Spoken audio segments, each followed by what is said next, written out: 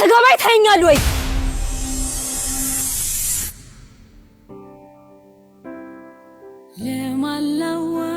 በቃ አንቺ ጣፋንታ ከዚህ ሱስ ከሆነ ቀር አይደለ? እሺ መች ነው ከዚህ ወጥ ውስጥ የምትወጪው? ስገባ ይተኛል ስገባ ይተኛል ወይ?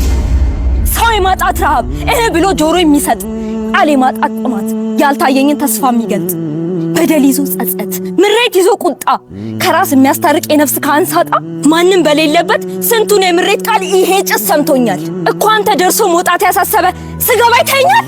ስንቱ ምን ሆነች ነው ብሎ ጠየቀሽ? መች መልስ ሰጠሻቸው?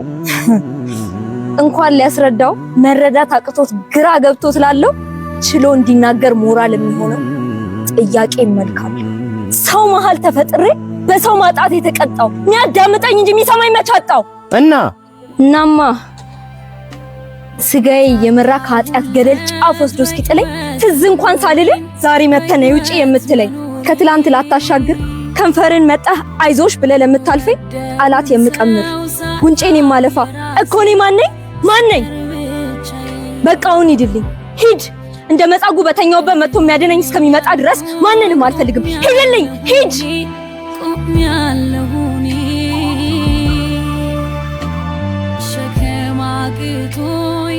ተዋት እባክህ። አሁን እሷን ከዚህ ውስጥ ለማውጣት ከመሞከር ይልቅ እሱ እግዚአብሔር በቸርነቱ እንዲያወጣት መጸለዩ ይሻላል። ወይኔ በእናት እንደዚህ ከመሆኗ በፊት እኮ ምርጥ የቤተክርስቲያን አገልጋይ መሆን ትፈልግ ነበር። እና ማን ከለከላት? ቤተሰቦቿ። የገዛ አባቷን ነገ ከራሷ አልፋ ቤተሰቧን የምትጦር ምርጥ ዶክተር ትሆናለች እንጂ ነገን እንጀራ የማይሆናት ዘማሪ ወይም ሰንበት ተማሪ እንድትሆን አልፈልግም ብሎ ከለከላት። ልጆች እኮ በእግዚአብሔር ቤት የሚያርጉት ከልጅነታቸው ጀምሮ እግዚአብሔርን አውቀው በመንፈስ ሕይወት እንዲጠነክሩ እንጂ ቄስ ወይም ዲያቆን አለም ሴት ከሆነች ዘማሪውም ሰንበት ተማሪ እንድትሆን ብቻ ነው እንዴ? እኔ ምን አውቄላችሁ? ያው ከቤተ ክርስቲያን አርቀው ዓለምን አስለምደው ይሄን አተረፉ። እኔ እኮ የሚገርመኝ አንዳንዱ የተባረከ ቤተሰብ ልጆቻቸው ቃለ እግዚአብሔር እንዲማሩ ካላቸው ጉጉት የተነሳ ምቾት ከበዛበት ከሰው ሀገር ኢትዮጵያ ድረስ ልጆቻቸውን ልከው ያስተምራሉ። የኛው ሀገር ሰው ከውጭ ሀገር ኢትዮጵያ ድረስ ነው ያልከኝ? አዎ ነው። አራት ተዋ። የትኛው ስራ ፈት ቤተሰብ ነው ከዛ ድረስ እዚህ ልጆቹን ልኮ የሚያስተምረው?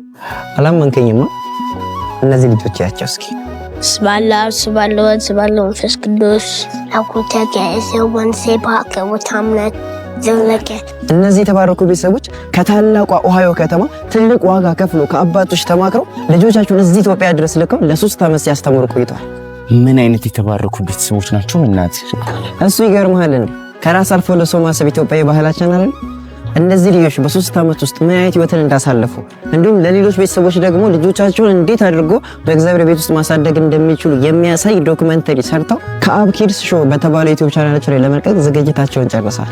ኧረ ቆይ አንዴ ገብቼ ሰብስክራይብ ላድርገው። የቻናሉ ስም ምን ነበር ያልከኝ? ቻናሉማ ከአብ ኪድስ ሾው ይባላል።